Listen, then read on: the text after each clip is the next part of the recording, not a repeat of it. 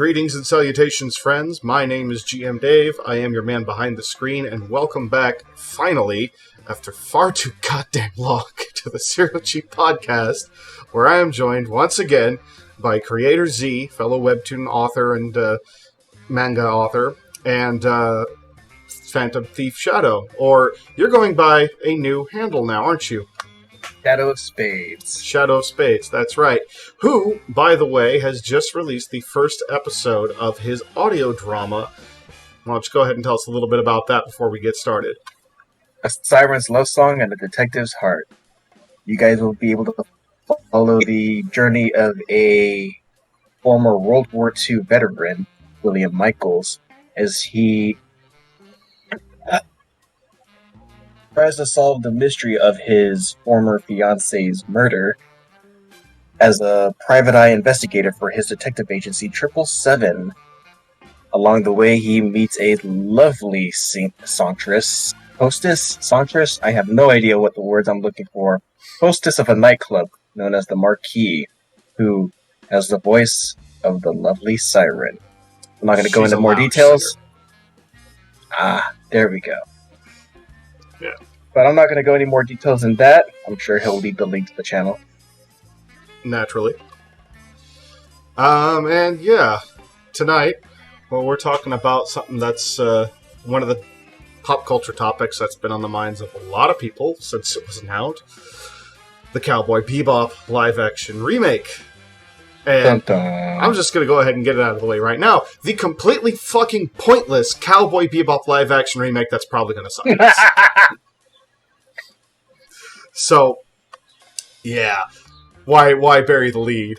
Long story short, yes, Netflix is remaking one of the most famed and beloved animes in history, Cowboy Bebop, which many people consider to be about as close to a perfect anime as you can get. They're remaking it live action, and as Netflix is wont to do, they're apparently changing quite a bit about it. And people have questions, and tend not to be happy about it. And there's a lot of drama going on, and well, we're gonna get into it. So, yeah. Well, how do you think? How should we? Which part should we dig into first? Casting, the costumes, the visuals, the apparent fact that Shinichiro Watanabe, the creator of the anime himself, apparently has very little confidence in this. You blame him, though? No. Not at all. So, I mean, that's kind of like him. That'd be kind of like me having like a secretary saying, "Hey, I need you to find these actors and see what they're good, see how they do," and then he automatically takes full charge of it. Like, yeah, I have no. Now I know what this guy feels like.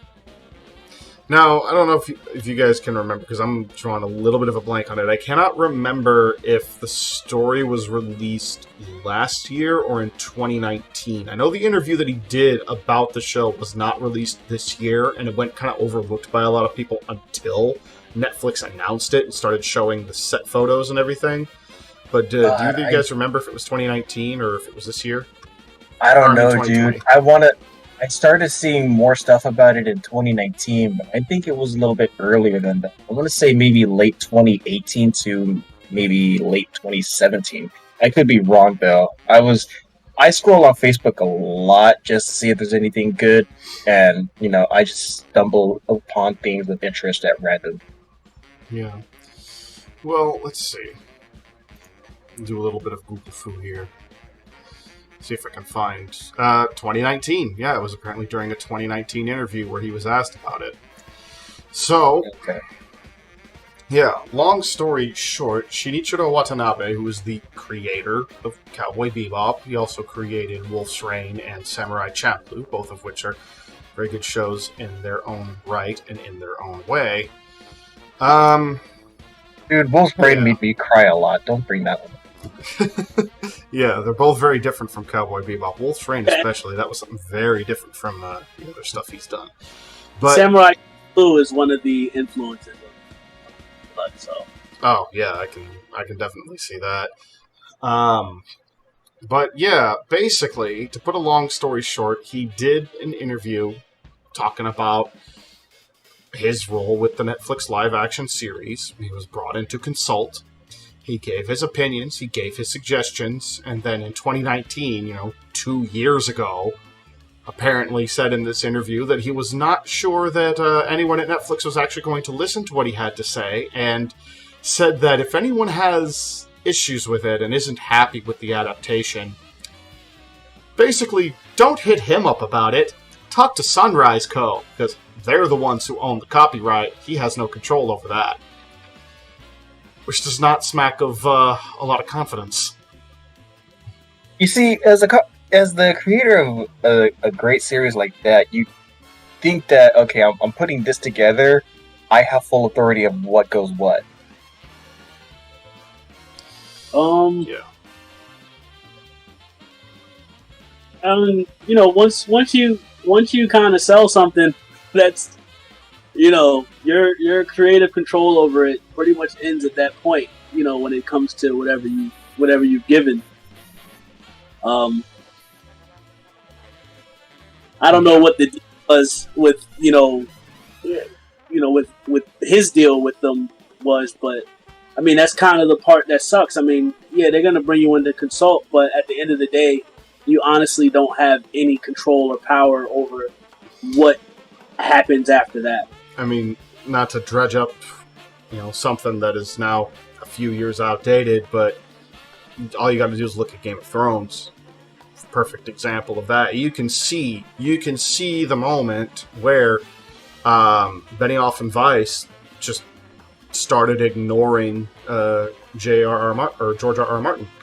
They weren't listening to him anymore, because you can see the immediate dip in the quality. I think it was right around season 4 you could start to see it happening, but it was really around season 5 where it started becoming a little more clear, and then of course season 6, 7, and 8.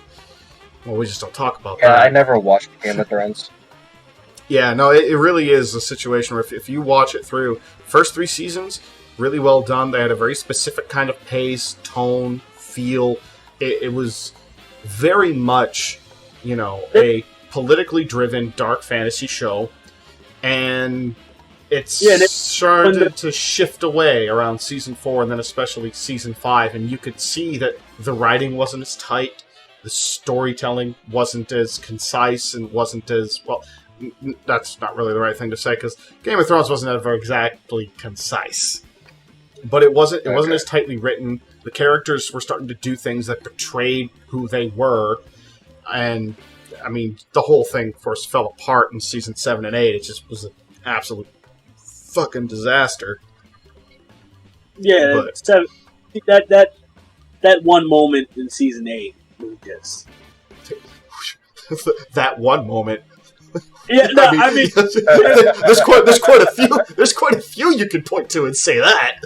No, but I think I know which one you're talking about. I mean, everyone knows what I'm talking about. If you watched it, you know exactly what I'm talking about. Would that moment happen to have come at the end of episode 3? With a certain Darth Maul-looking blue guy? Yeah, I mean... And how he got murked by a certain somebody that never had anything to do with his story ever? Yeah, I mean, it was just... the whole thing was just... I don't know. It's kind of a strange situation there, because they were, not to get off topic, but they were really following the book pretty much in the first few seasons. And then, pretty much like kind of word for word, they were kind of going along with the book. And then afterwards, when they started running out of content, which you have to put some blame on Martin's shoulder for that too. I mean, you absolutely have to, because he was supposed to finish the book on time, but he got so focused on all the other stuff he was doing, on having fun with the fame of the show doing well, that he just kept putting it off, and it's still not done. Yeah, but I mean, the thing is, he's always kind of been an extremely slow writer. Which is why I think he's going to die before he finishes the series. He's pretty old, but I mean, he's always been an extremely slow writer, but I think that that's just one of those things where my idea for that was I was anticipating him finishing the next book, but that never happened. So my idea was if he was going to finish it, was to actually take a break and go back in time and do a season like showing the stuff that happened, prior to everything. And I thought that would have been kind of cool, but I think they were talking about doing that now as its own show. Yeah, as a spin-off series. HBO and or whoever else it was has been talking about that. But back on point with Cowboy Bebop. So doesn't say a lot of good that Shinichiro Watanabe is basically, kind of echoing sentiments of George R.R. Martin at the point where Game of Thrones started to take a disastrous turn and basically saying, I'm not confident they're going to listen to anything I had to say, and, if you got complaints, Sunrise holds the license, so send your complaints their way, because I can't do anything about it. So, what kind of complaints have people had? Well, there's been some casting complaints, but a lot of it has been mostly to do with the visuals of the show so far, particularly the costuming. Lots of very drab, dull colors. Granted, it's going to be a little bit on the tough side to get the live-action thing looking quite as nice and colorful as, the anime does, but there's definitely ways to do it. I mean, the Marvel movies have always succeeded in being nice and bright and colorful. It's not like it's not doable. But, I mean...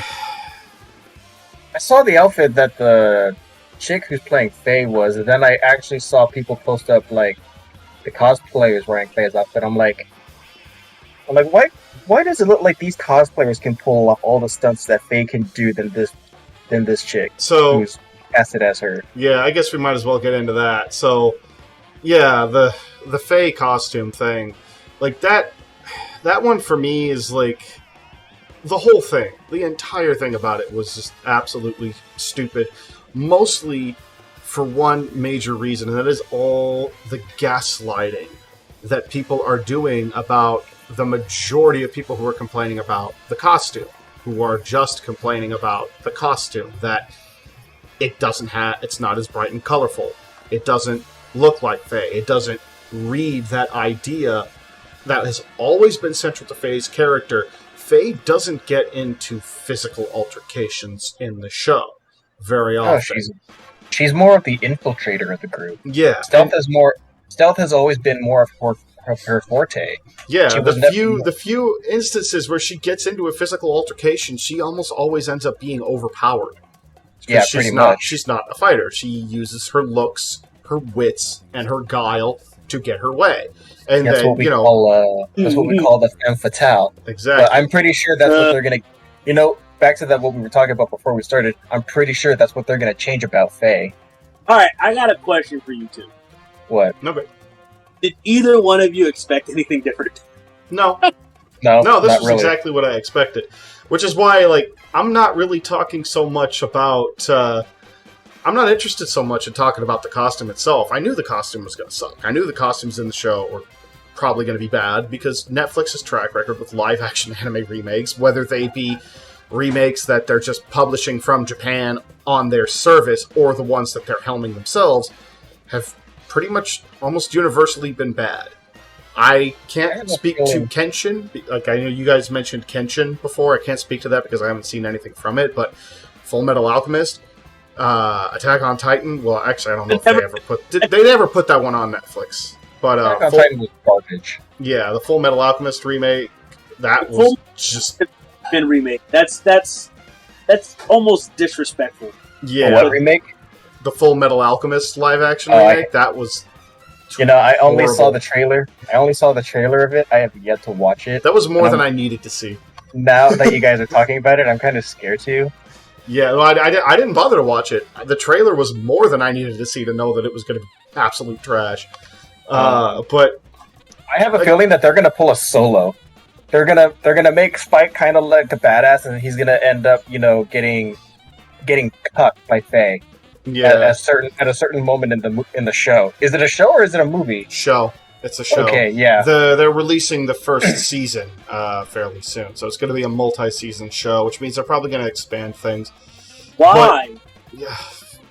It wasn't. I mean, that isn't that the ultimate question here. So, but anyway, for this whole issue with Faye and her costume, like for me, the costume is much less the issue at this point. Like, yes, the costume looks pretty bad. Yes, it looks like some really low tier crap that you would have gotten from an H&M.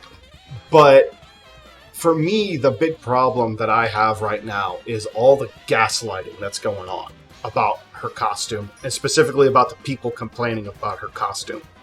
There is this whole thing that's been happening where it doesn't matter how legitimate a claim you make, it doesn't matter how many hundreds of women out there are complaining about her look too. Every single time Netflix or an affiliate of Netflix or one of their simps is coming out to try and defend the costume, it's always taken the less than 1% that is the worst people complaining about it, who are basically saying she's not good looking enough, or acting like, oh, I can't fucking masturbate to this, as if Pornhub doesn't exist. We're OnlyFans. Well, I mean, that's not going to exist for much longer, but that's a whole other story. Actually, I heard they're backtracking on that one, but yeah. They're going to be around for a while. Oh. Yep. But in any case, yeah. No, there's this whole idea of, this idea like, oh, every guy who's complaining about Faye's costume is only complaining because they just want to see the actress half naked. No. We're complaining because you're actively working against a key part of the character. Faye's femininity was a very important aspect of her character. Her looks were a major thing. Not the only thing, very far from the only thing. She develops into an extremely complex character throughout the show, but it's a big part of who she is, and a big part of... I mean, I don't want to spoil anything from the anime for people who haven't seen it, but it's a big part of how she copes with her past. Yeah, I actually saw a clip at work. I mean, at this point, Steve, I think, if they're watching this, they probably watch the anime. I mean... Oh, most likely, yeah. I'm talking about for the whole, less than 1% of 1% chance that we actually get somebody watching this, of the 50 people who are going to watch it that, I bet you dollars. Cowboy Bebop. I bet you dollars to donut that people who haven't watched the anime and are, stoked for the live action. I bet you dollars to donuts that if they go back and find the anime right now, watch the whole season, and even watch the movie, because the movie was actually pretty badass. Yeah, they watch both of those, and then watch the live action. They'll actually come to understand why a lot of the fans are upset. Well, the thing is, I don't know if we're on this part yet. I mean, we can keep moving forward. But I mean, there's obviously like a fight scene in Cowboy Bebop that is like revered among all anime fans. I'm looking at a picture of the one you're talking about right now. And the thing is you're talking about the movie or the show? The show. Okay. And the reason I get upset about these remakes is because it's impossible for you to put together something live action that's going to equal that as Netflix. Like that they're not going to do that. Like, and that's the whole thing. Like, when you're like, it's literally, I've seen people's lists of all time top 10, fights, top 20 fights in anime history, and Cowboy Bebop holds one of those spots on majority of the lists. Let's see just to make sure. Let's see if the image I'm looking at is the one that that we're both thinking of. Cowboy Bebop, Episode 5, Ballad of Fallen Angels, the fight with Vicious in the church. I'm not sure. Hold on. Honestly, the fight I was thinking of was the one from the movie. That's a good one too. But I think not the one I think you're thinking of, but the one where he's going up against the woman with nothing but a broom. Yes, that's what I was thinking of. Okay, then yeah, yeah. But no, I'm pretty sure the one you're talking about, Z, is the Ballad of Fallen Angels fight at the end in the church. Yeah. No, I know what you mean. And Right. not to steal a point from just some guy, but like that's one of the things for me that I think is funny. This is just kind of a hypothesis that I sort of agree with. Is I don't think that it's very clear this show's not being made for the fans of It's not. the anime. It's definitely not. This is a version that is made for mass market appeal, and it's basically Netflix taking the opinions of Twitter on what they think it should be. Is what it feels like. I doubt that's what they're literally doing, but it's got that feel to it based on some other changes that I've started hearing about and have been looking into and have confirmed, which we'll touch on in a bit. But I wasn't aware that we were talking about LucasArts. But go ahead.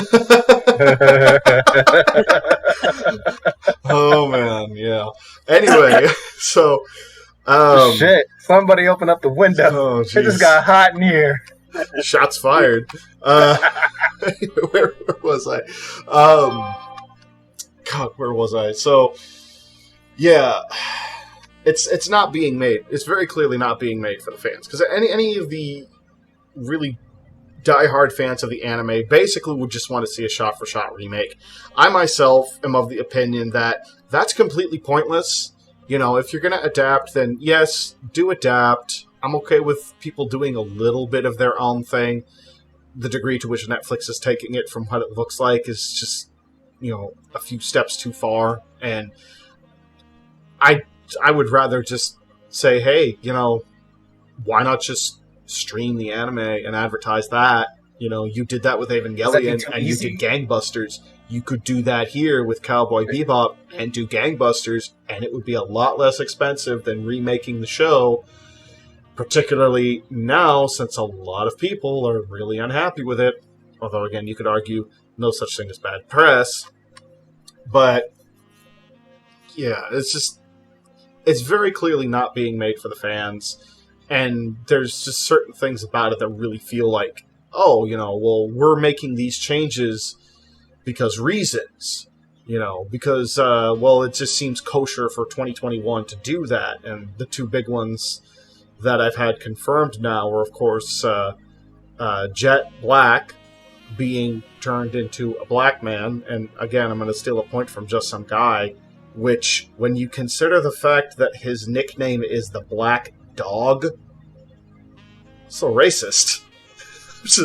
I'm just saying, sounds kind of bad when you put it that way, doesn't it?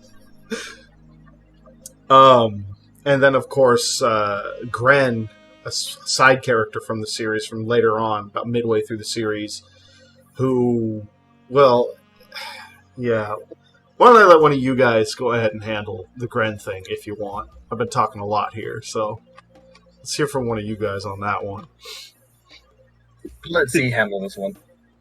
I was going to let you... Okay, I guess I'm handling it. I'm trying to make this a little more even keel. I only made it to episode 3. Oh, well, shit. you gotta start watching more Bebop, man. What do you think I've been trying to do? Dude, ever since Kiss Anime got deleted, got yeeted from existence and then suddenly came back, like every time I try to find a server that's not gonna be spamming me like questionable ads. I thought you watched more because you were sending like a lot of Cowboy Bebop stuff into the group. Yeah, I'm surprised you're only on episode 3. Dude, like when it first aired on Toonami, I did watch up to episode 3, but then like I ended up having to miss a few days and then came back and I'm like, holy shit, where am I? Yeah. So I felt like the main character of Skyrim waking up in the fucking part and the guy's like, hey, you're finally okay. That's how I felt with Cowboy Bebop. Like, oh shit, where am I? Is this episode 4? Yeah. So the issue at hand with this character Gren, who's not a major character, he's a smaller part in the show. To make a long story short, and obviously spoilers, in the show he has history with one of the series' main antagonists, Vicious, who is somebody who has a great deal of history with the show's main character, Spike. And Gren, just like Spike's, Gren actually, I think before Spike knew Vicious, Gren served with him in the military, and then ended up being betrayed by Vicious and getting punished for crimes, going to prison for crimes that Vicious committed. So he becomes addicted to drugs, really hard shit, and one of the side effects of the particular drug he's using is that it vastly increases his estrogen, which caused him to grow breasts. Now, I want to stress, it caused him to grow breasts, because in the original show, it is never once in question that Gren is male. It is never put into question. He's always identified as a him, even though he's got breasts.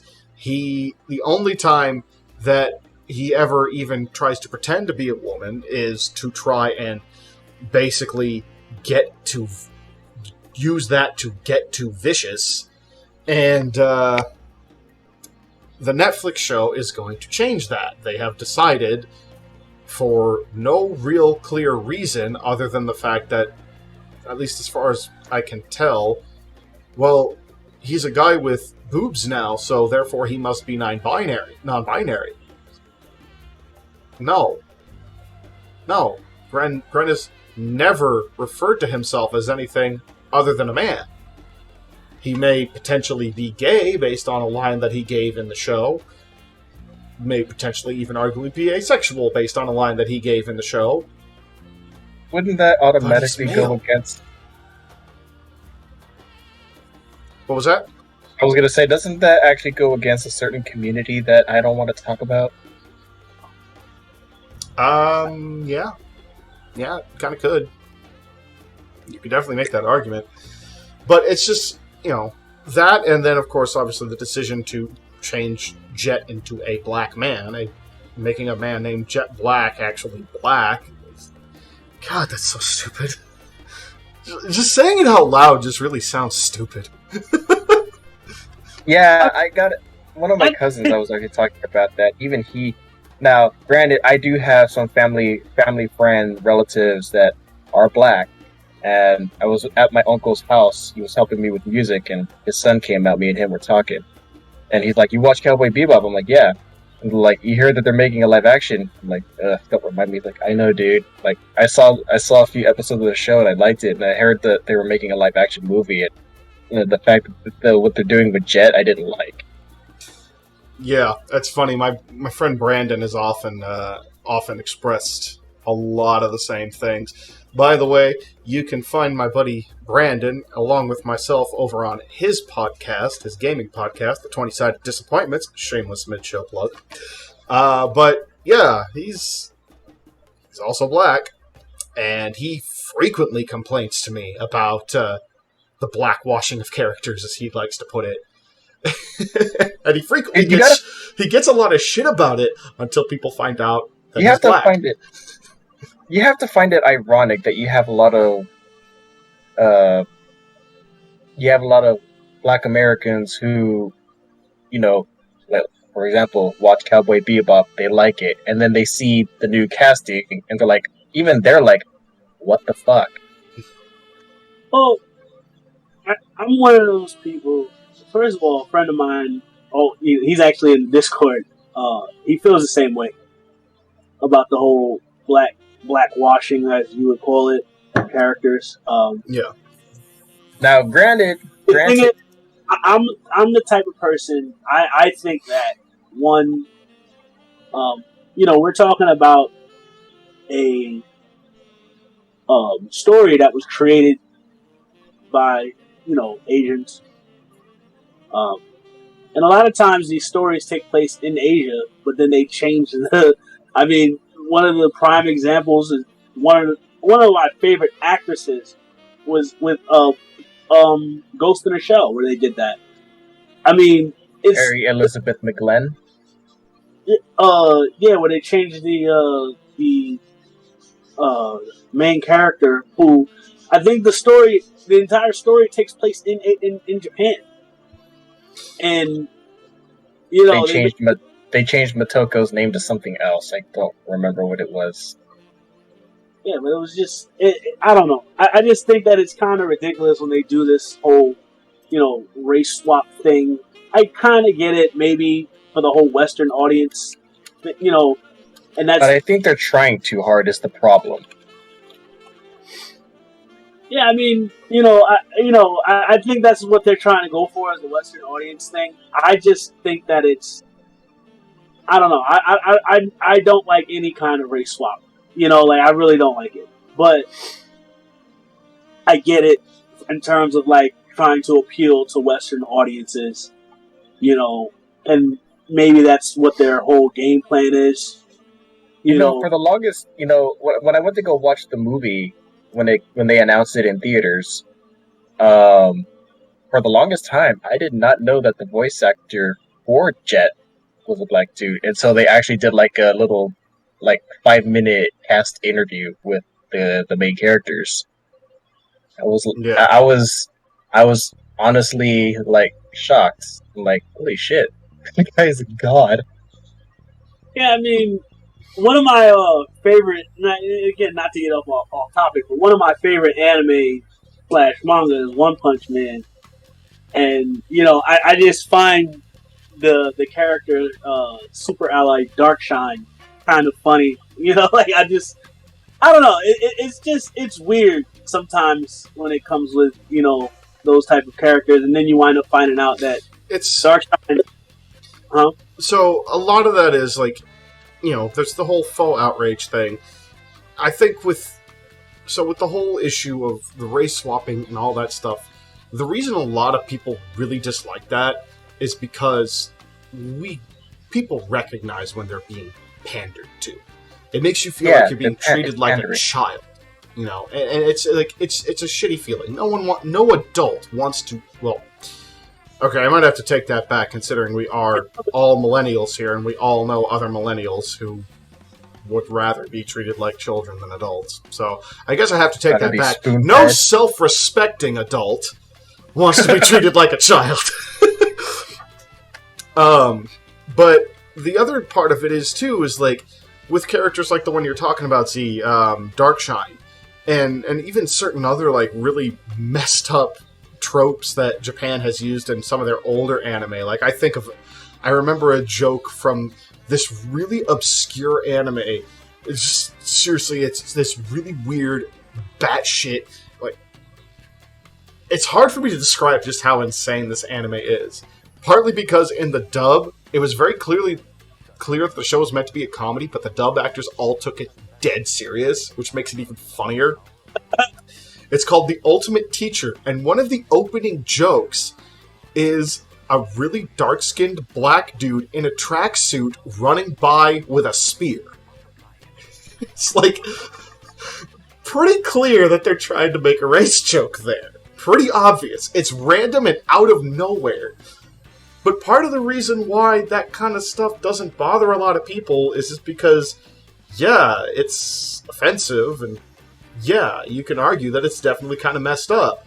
But it's not necessarily done to be mean-spirited. It's done to be shocking and therefore funny.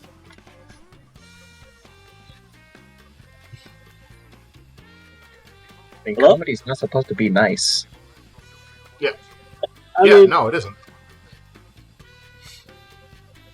Yeah, I mean, the thing is a friend of mine, he's made complaints about race swaps, and he was highly upset when they did that with Ariel, the Little Mermaid. When they plan on changing. Oh, yeah, I heard about that. Yeah, they planned on. Isn't the origin of the Little Mermaid supposed to be Dutch or something? Yes, I do believe so. I believe it's a Dutch folktale. Yeah, and I mean, they want to change the main character to being black, and I mean, his whole thing was, instead of doing that, why don't they just give us an original black character, and promote that instead of just, basically kind of, remixing this, and and thinking that we're just supposed to be happy, They could have did a live action Princess and the Frog, and they still wouldn't be happy. No, it's because it's not about it's never about the product for this very small fringe crowd that they're trying to appease with these kinds of changes. And do note, this is appeasement. This isn't actively trying to make these people happy. I think a lot of times, at least the higher-ups understand, you can't make these people happy. You can just try to appease them. They can just try to calm this monkey that's sitting on their backs. But the thing of it is, too, is like all these people, I'm willing to take a bet. You know, I'm willing to officially say it. The majority of the people, especially on Twitter, that are complaining right now about people like us who have legitimate issues with the way the Cowboy Bebop live-action series is apparently being presented. I guarantee you, 99% of them aren't ever going to watch the live-action series or the anime. They're not. Well, the thing is, like I think I said this before we started recording. You know, Cowboy Bebop is considered to be, you know, critically and amongst fans, to be one of the greatest anime of all time. It's very short, you know, considering the longer anime that we, you know, I'm pretty sure we've all watched. But it's considered to be one of the greatest of all time. So when you take on an endeavor like that to make that into a live action or any sort of continuation or adaptation, I mean, you're taking on a huge endeavor. Like it's not, because you got to think about it. Like when they do stuff like that, like continuations like Boruto, we expect that. Like that's just, you know, but not, you know, but we don't want to see a live action of Naruto. Like, you know, we don't want to see a live action of things that, you know, we kind of grew up on that you're gonna clearly mess up. You know, like just, you know, like yeah, you're gonna exactly. mess this up. And even if we're looking at things that aren't live action, again, sort of breaking away from the Cowboy Bebop thing, Netflix just, with a lot of, when it comes to their versions, their recreations, their reboots of older properties or well-beloved properties, particularly, I want to stress this, particularly with stuff that used to be shows or movies, things like that. There are exceptions. But by and large, a lot of those adaptations, especially within the last few years, pretty much, I would almost say pretty much since their live-action Marvel shows stopped. And really, those started to kind of go downhill in their final seasons as well. But basically, since those got canceled, a lot of their adaptations just have really suffered. You look at the, I mean, 2 He-Man animations they're going to have now. Of course, the Kevin Smith one. I wanted to talk about that when that was actually current, even as somebody, actually I would say especially as somebody who grew up, was not a fan of He-Man, did not really watch it. I honestly preferred Thundar the Barbarian to He-Man, and Thundar was, like, straight up, it was a lower budget show than He-Man, but I liked it more. I think didn't we talk about that, like, on our first episode? Oh, probably. I'm sure I've mentioned it before. But It might have, yeah, I don't know. and there is speaking of those shows though, there is one there that I'm going to mention that we do actually need to talk about at some point still, because I've had a couple people ask me, "Hey, are you going to review this yet?" But there are a couple exceptions that Netflix got good crews on that did really well, or at the very least were solid. Castlevania is one that, I mean, was just genuinely fantastic. Yes. Castlevania is fantastic. That is one of the best adaptations that Netflix has ever been a part of. A big part of that is Warren Ellis being at the helm of it. Warren Ellis haters, fuck you, fight me. Anyway, the other one that I was going to mention, which is funny because the first 3 times that Netflix adapted this, and again, it's not really Netflix adapting this, it's Netflix really publishing it. The Godzilla Earth trilogy. In my opinion, the worst Godzilla movies ever made. Because, due in no small part to the fact that the guy who was actually helmed to direct and write the movies openly admitted I don't know anything about the character, and I don't really care about him. I've got a specific idea of what I want to do, and I'm going to do it. And it's like, okay, you know. Yeah, I can't really respect people who try to direct movies with that kind of mentality. Yeah, the Ryan Johnson mentality. At that point, it's just like, why even do it at all? You literally read my mind. Yeah. But you must hate The Last Jedi. Okay. The other one, though, that they did more recently was considerably better than the animated movie trilogy, although it has a lot of its own flaws, which we'll talk about in time, and that is, of course, Godzilla Singular Point. But that's a couple of adaptations, that Netflix was behind. Again, technically, Singular Point, Netflix wasn't so much behind it as they published it. I think they also helped to provide some funding to Toho for the exclusivity, but technically it was Toho in control of the whole thing, for the most part. I think Netflix had some control, but very little. But, I mean, Castlevania is proof that, yeah, they can still get a hit on their hands with an adaptation. They have just been missing a whole hell of a lot more than they've been hitting lately.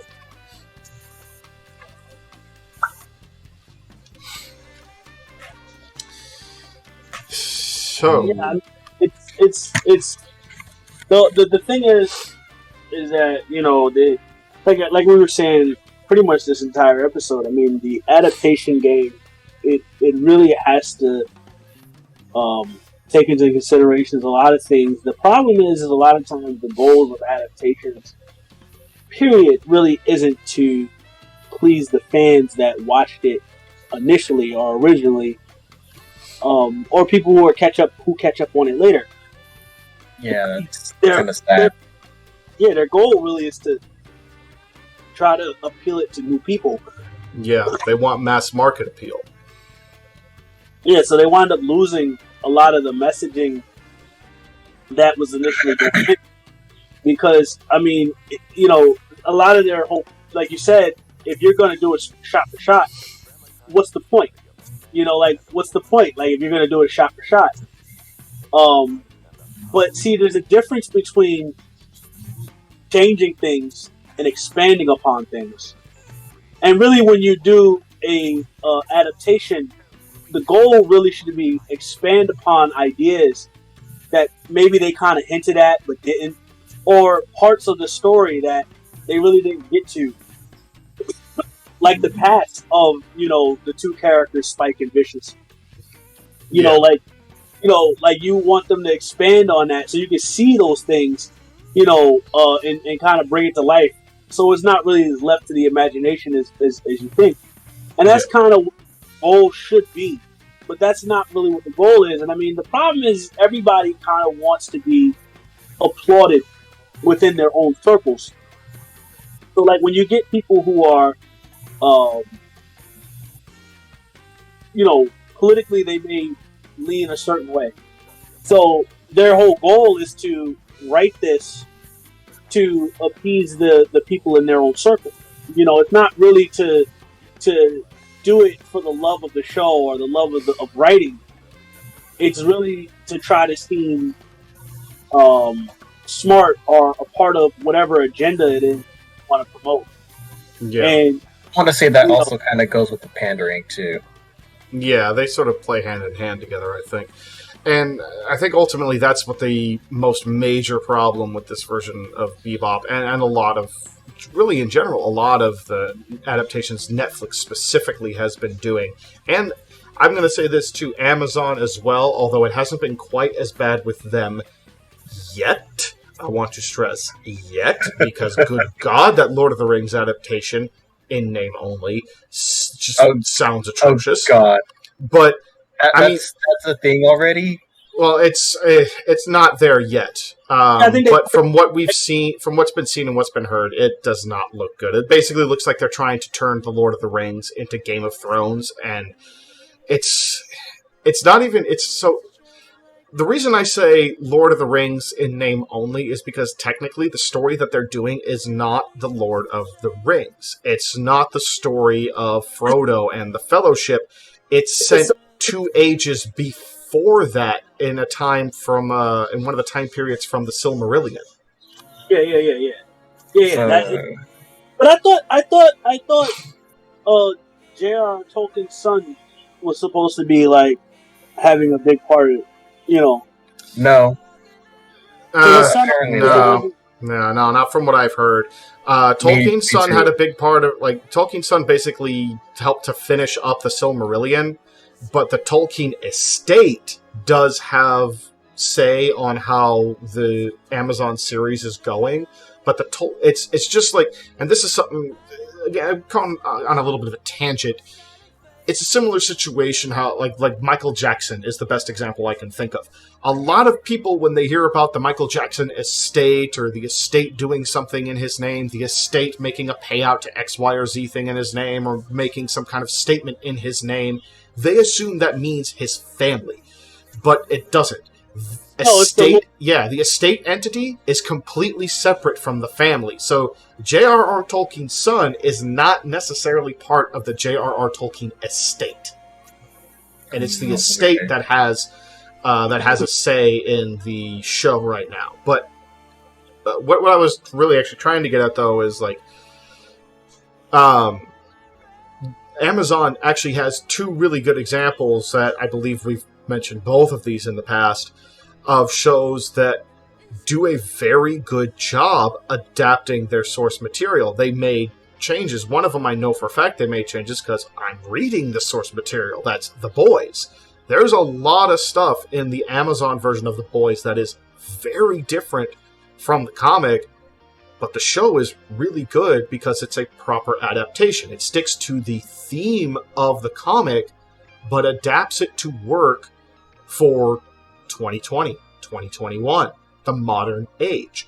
You know, a lot of the same themes exist, but it's exactly like you were saying, Z, they're broadening certain aspects. We're getting deeper looks at the different characters. We're having certain angles being changed and twisted in certain ways, but it is still very much has the feel of Garth Ennis's story, The Boys. It doesn't feel like it's something different, it just feels like a different take on that story.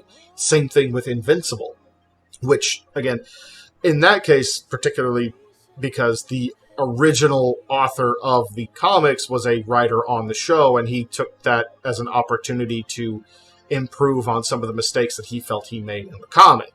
So, but it's the same sort of situation. Like, they're proper adaptations of their source material that, yes, they make some changes, but they're changes that expand on the ideas in the original material, as opposed to like what we're seeing with a lot of the stuff on Netflix, especially the anime adaptations, where it's either really, really bad shot-for-shot remakes or bad attempts at shot-for-shot remakes, or the changes made are just that there doesn't seem to be a clear point or purpose behind them. Going back, regarding Jet, anything else you guys like to add about that before we move on to the next characters? The robot arm that they built for him looks like shit. Oh, I haven't even noticed that. Really? Yeah, it looks like a cosplay arm made by some dude in his garage. Like, it looks really plastic. It legit looks like somebody used an airbrush on that kind of that special kind of foam that cosplayers use to make pieces of armor and stuff. He might as well have just wrapped his arm in tinfoil then. Pretty much. All right. Who's the next? Who's the next character? Should we move on to Ed? So I read up on this a little bit before we started, because I had asked you guys about it if you'd heard anything about Ed. There's still no official announcement. The closest they've even done to an official announcement as to whether or not Ed is going to show up in the show at all for the first season is just basically the director has said that, oh yeah, people keep asking me, what about Ed? What about Ed? Is Ed going to be in the show? I'll just say, watch the series. At a certain point, you'll be very pleased. So basically, it's like, okay, Ed. It seems like Ed's going to make an appearance, but apparently doesn't have much of a role to play for the first season. That's kind of just kind of the general speculation right now. I mean, that could be a blessing in disguise. She practically gave the Bebop crew like a little bit of a personality with her presence, dude. Like, Well, yeah. if they're just gonna put her in like later on, I can only imagine who they have planned to even play her. Well, and that's one thing for me that kind of raises questions is, so I mentioned Gren earlier. Gren shows up in the show well after Ed becomes a central character and part of the crew. I'm talking 6 or 7 episodes in the anime after Ed comes on board. Gren is when Gren shows up. So, assuming they're going to stick to a similar timeline, and I will say that I have no good reason to assume that, but assuming they are, why no announcement on Ed then? It just seems weird. Like, I don't know. It makes me wonder what they're planning to do with her, but not really enough to necessarily bother trying to watch the show. Funny part is, people are going to be like, Ed, that's a guy's name, right? Edna? That's a woman's name.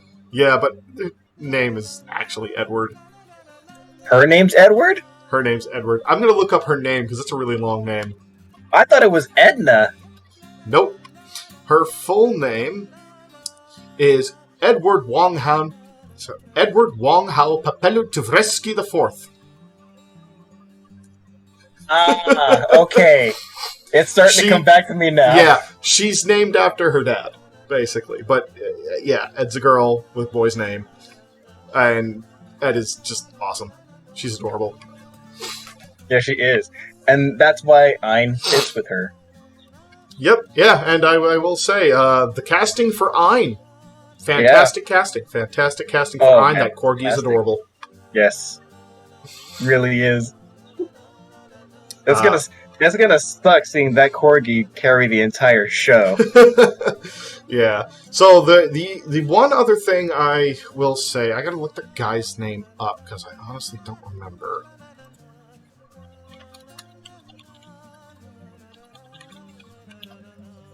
What was his name? John Cho. So John Cho, yeah, he's playing Spike in the live action version of the series, which in and of itself I don't have much of a problem with, but I do understand the one criticism that a lot of people are bringing. That's the fact that John Cho's almost 50 and Spike is he's almost 50. Yeah, in Spike's his early 30s, late 20s. Well, no, Spike's supposed to be about 27, 28 years old in the show. Yeah. So John Cho is a talented actor, like for sure. You know, I could see him doing all right as Spike, but it's just age difference. The age difference, and I wouldn't care so much about the age difference because there's ways with makeup you can make somebody look younger. It's not that difficult.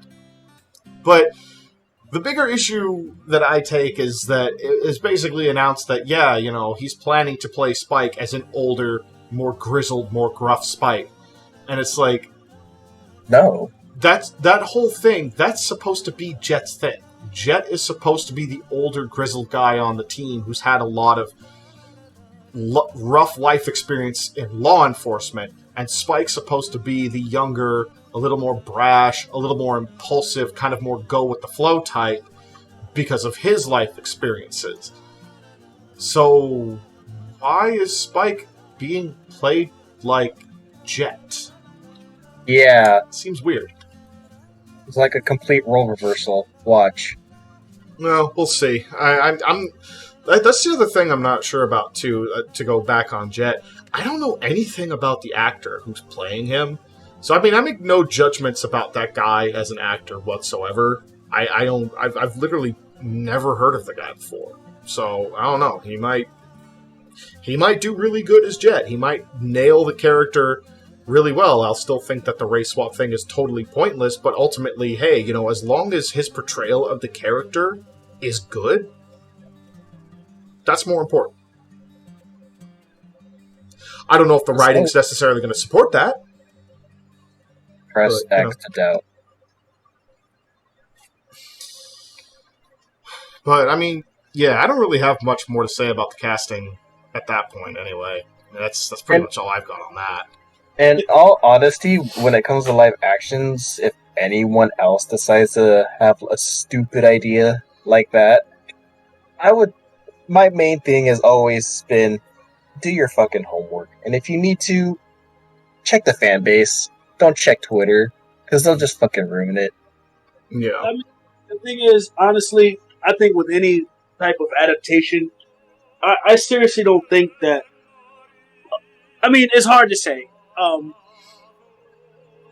gonna say it because that's a different circumstance. Yeah. Be decisive. Just say it. Yeah, do it. I'm thinking of a different Do it. circumstance. But I think that whenever you get something like this of an adaptation or any kind of continuation, because this is not only just an adaptation, because like you said, it's going to be seasons, and obviously they're going to expand on things, so it's going to be some type of continuation or extension of the initial story. And if they're going to do that, I think it should either be the original writer on it, like they did with, like you said, Invincible, or it should be someone who is a huge fan of it. Kind of like what they did with Dragon Ball Super.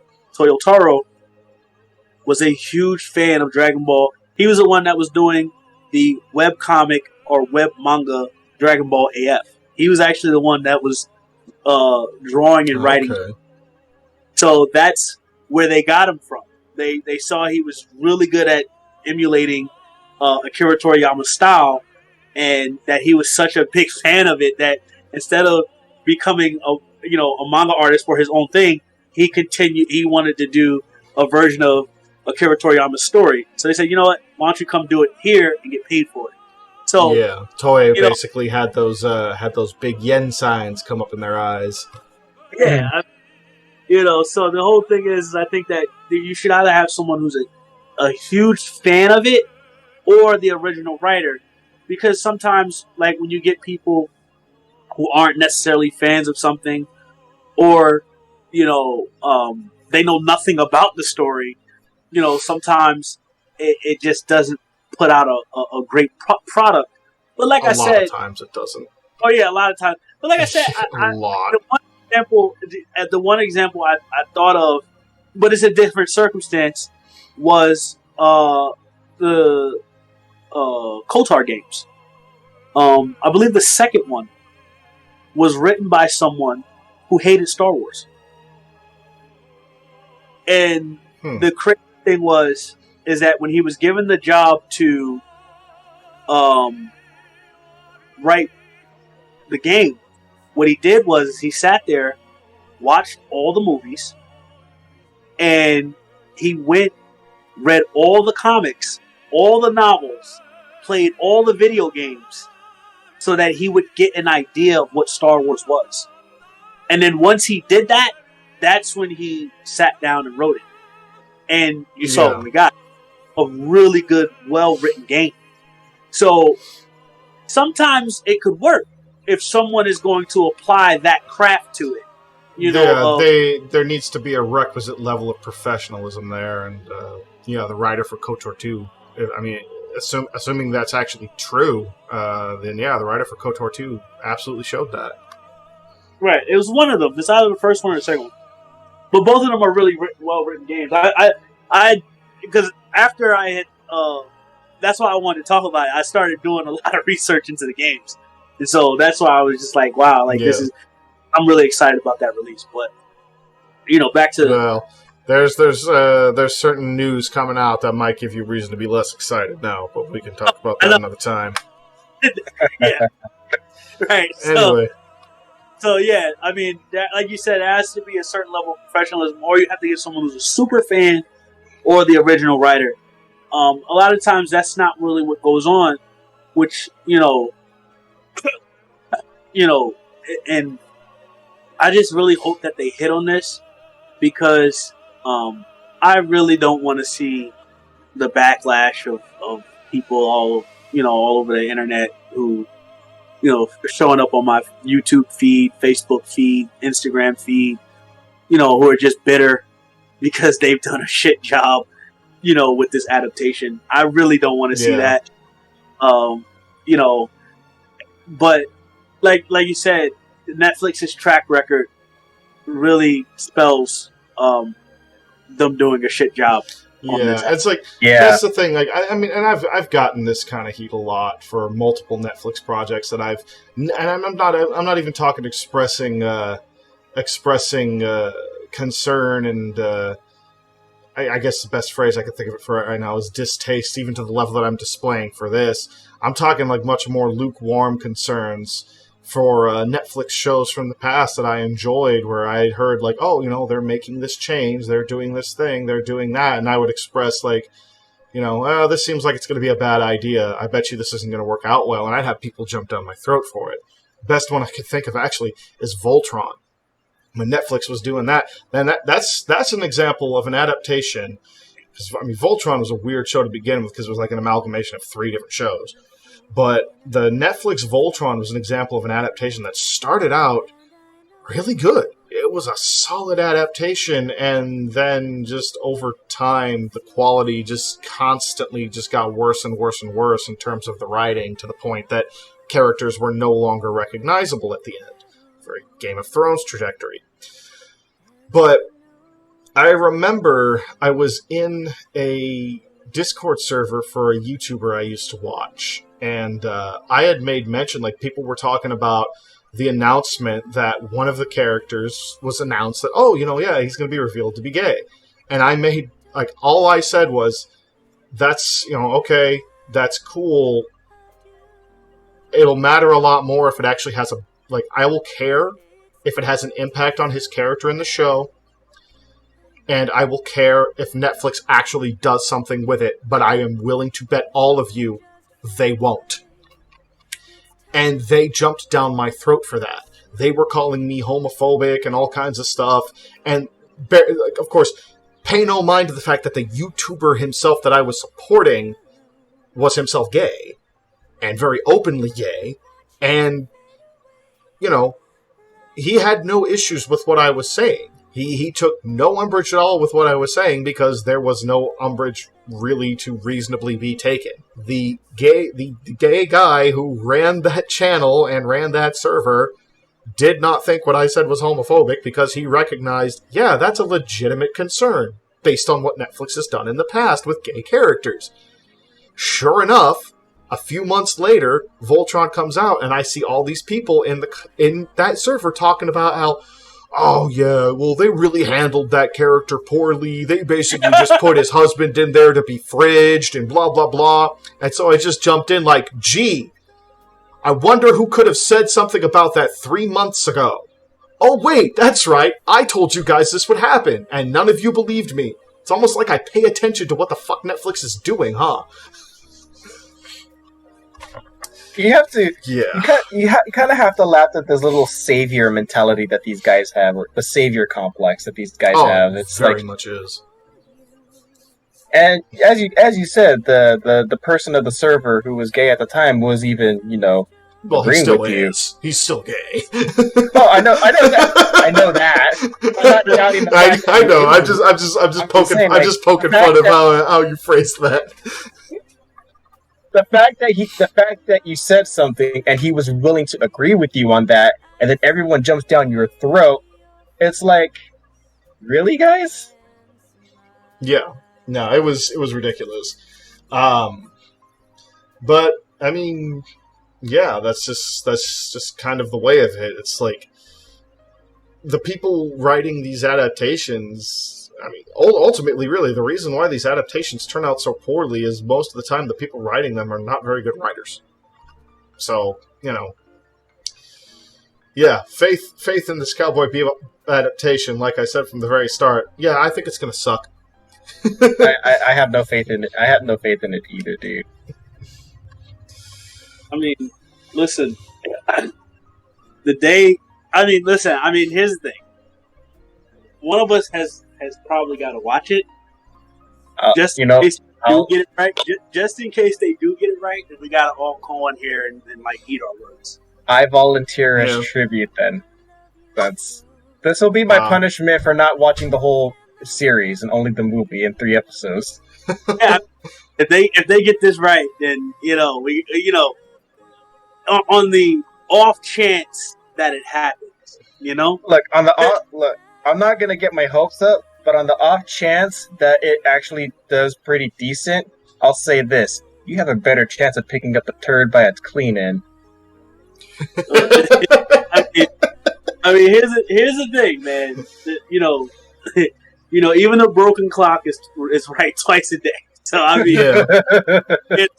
they this might be the one. You know, even if it's just the first season or whatnot that they get right.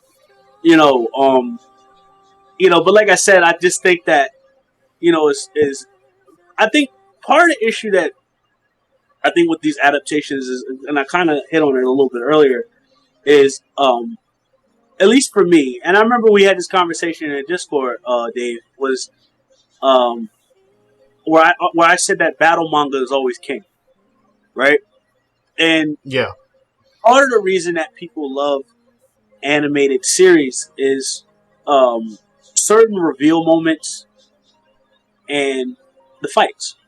Now, Yeah. obviously, people who watch different types of anime for different, that have different themes, but the anime that usually tend to trend at the top are usually anime with really well crafted and animated fights. And Yeah, there's a very easy broad appeal to something like that. It kind of makes sense that battle manga and the like, and even not even necessarily just battle manga too, because you look at another type that often rises to the top. It's a lot of magical girl shows and things like that. There's certain types of shows, certain types of anime, in particular, and manga that tend to rise above the rest. And it's because a lot of the times they're hitting that winning combination of being well written and having mass appeal. But the crazy part about it is an animation is an adaptation normally of a manga. No, so it's usually it depends. It's sketched out in manga format first, and then they'll probably just take that and do what they need to do to make it animated. Not always. There's a lot of times, because there is a lot of times. Obviously, a manga or a light novel turning into an anime is the most common thing, but there are a lot of instances where certain aspects are altered or at least a little bit to make it work a little more easily. But that's what I'm trying to say. It's an adaptation. It's not. Okay. Yeah, I misheard you then. I misheard you. Yeah, that's what I'm trying to say. It's an adaptation. It's not a panel for panel thing. Like you're not like, even when you watch like Hunter x Hunter, or I know you said you didn't watch it, but I'm using that as an example. Hunter x Hunter. Yeah. Or if you watch, Dragon Ball Z. They're not panel for panel. Like, there's differences between the anime and the manga. So even that's an adaptation. So the thing is that when you start to, I think part of the issue is when you start to adapt an animation that's adapted from a manga, you're straying even further away from the source material. Yeah. Okay. Yeah, I see what you're getting at. Yeah, that's very true. So that's part of the issue as well. Certain things, obviously, like you said, they do to kind of, and some things cause an issue within fandom, like because they add things into the anime that wasn't said in the manga. So then when you're debating someone, or someone's talking about power scaling or this or that, there's issues, and then there's issues of translation. It's a lot of things going on. So I just think that, that's really another issue that they run into, is that when you're starting to, adapt live action, you're going further and further away from the source material, because the animation is already an adaptation, and they've added things to that, things that someone may have missed, or, something like you said, to make it make more sense. Okay, so I mean, we're over an hour at this point. And I mean, I think we've pretty much said everything that we wanted to say on the Cowboy Bebop front. But this adaptation talk has kind of given me an idea. How about next time around, maybe we can shoot... Hell, possibly we can maybe even shoot again to record another one next Sunday. how about we each bring something to the table next time? Let's keep on this adaptation idea. Why don't each of us bring a movie or like one movie or one show or something like that to talk about that's adapted from something else that we think did it really well? Oh, I got one already.